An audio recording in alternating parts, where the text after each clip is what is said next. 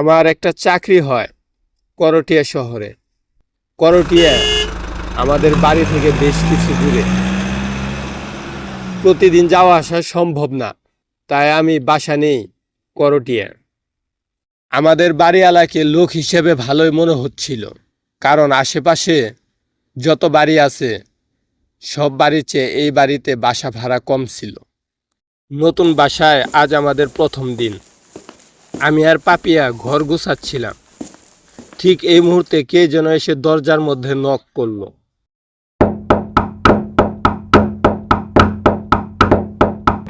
দরজা খুলতেই দেখি বাড়িওয়ালা। রাতে যদি কোনো সমস্যা হয় তাহলে আমাকে জানিও, এই বলে বাড়িওয়ালা চলে গেল। তখন বাড়িওয়ালার এই কথার কোনো মানে বুঝলাম না। ঘর গোছানো শেষ করে রাতের খাওয়া দাওয়ার পর আমরা দুজনেই শুয়ে পড়লাম।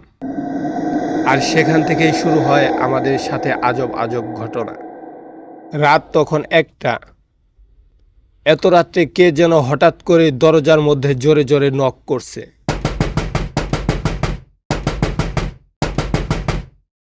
পাপিয়া ঘুম ঘুম চোখে বলল, এত রাতে কি এলো? আর এত জোরে জোরেই বা দরজা ধাক্কায় কেন? তুমি একটু গিয়ে দেখো তো। আমি গিয়ে দরজা খুলে কাউকে দেখতে পেলাম না। আশেপাশে ভালোভাবে তাকিয়ে তাকিয়ে দেখলাম, কিন্তু কেউ নেই। শরীরটা অনেক ক্লান্ত ছিল, তাই বেশি খোঁজাখুঁজি না করে বেডে এসে শুয়ে পড়লাম। পরের দিন অফিসে আমার সহকর্মী রাসেল আমাকে বলে, এত বাসা থাকতে তুমি ওই বাসা নিতে গেলে কেন? ওই বাসাটা নেবা তোমার ঠিক হয়নি। বাসাটা নেবার আগে তোমার একটু যাচাই করা উচিত ছিল। রাসেলের কথারও কোনো মানে বুঝলাম না।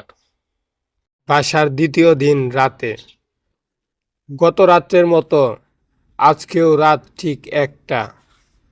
পাশের রুম থেকে কান্নার শব্দ আসছে।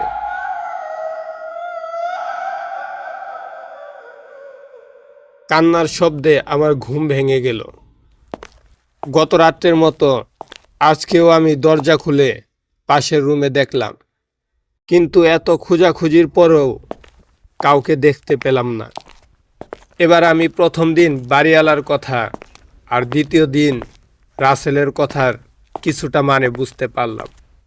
পরের দিন সকাল হতেই আমি বাড়িওয়ালার কাছে গিয়ে জিজ্ঞেস করলাম রাতের এই সব অদ্ভুত ঘটনার বিষয়ে। বাড়িওয়ালা আমাকে বলল, এগুলো মনের ভয়।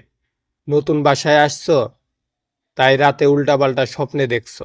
বাড়িওয়ালার কথাগুলো আমার কাছে ফেলে দেবার মতো মনে হলো না। আজ আমার এই বাসায় 3য় রাত। গত 2 রাতের মতো আজকেও রাত ঠিক 1টা। আমরা ঘুমাচ্ছিলাম, ঘড়ির কাঁটা যেন থেমে গেছে। ঘুমন্ত অবস্থায় কানে একটা আওয়াজ ভেসে আসলো, এই বাসা ছেড়ে চলে যা, চলে যা বলছি। আমার ঘুম ভেঙে যায়। আমি বিছনার থেকে উঠে দাঁড়ালাম, আর সামনে দেখতে পেলাম একটা কালো ছায়া। ছায়াটা যেন আস্তে আস্তে বড় হচ্ছে আর আমার দিকে এগিয়ে আসছে।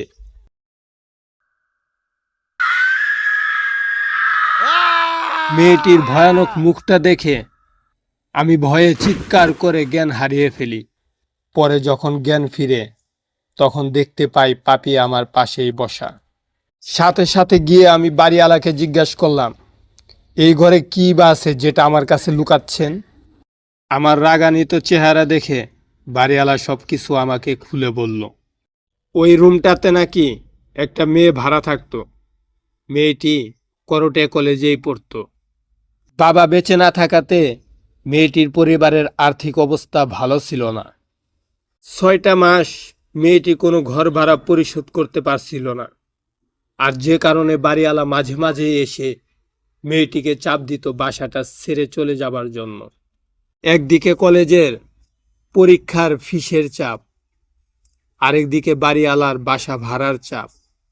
মেয়েটি এত কিছু সহ্য করতে না পেরে সেই বাসার ছাদে থেকে লাফ দিয়ে আত্মহত্যা করে।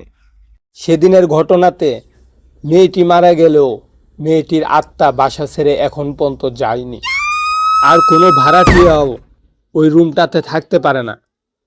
রাতভর নাকি ওই মেয়েটির আত্মা ভাড়াটিয়াদের ভয় দেখায় ওই রুমটা ছেড়ে যাবার জন্য।